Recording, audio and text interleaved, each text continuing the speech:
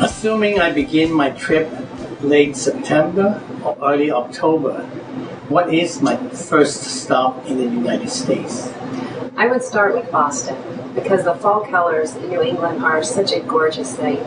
As you know, the people in New England are called the Yankees, the descendants of the Mayflower pilgrims in early 17th century. What is special about Boston?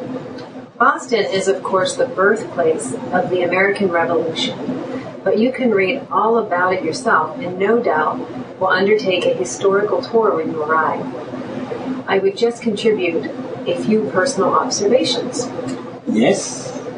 First, there are a lot of people of Irish descent in Boston. The Irish like to drink. When I was in Boston downtown one Friday evening, I found so many bars full of people. And I noticed later that evening that driving became very dangerous because so many drivers ran red light, driving at excessive speed, going the wrong way on a one-way street, etc.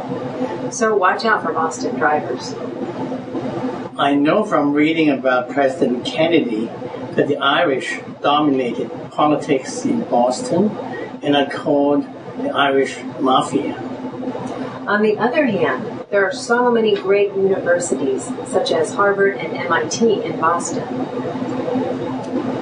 So there are so many college students. They create a very stimulating intellectual atmosphere. You will enjoy it. Where do I go from Boston? Looking at the map of the United States, you can see you have several options.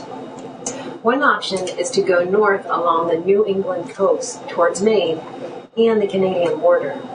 The scenery is pretty, and you will see the Atlantic coast and some towns where fishing is still a major industry. The Maine lobsters are famous.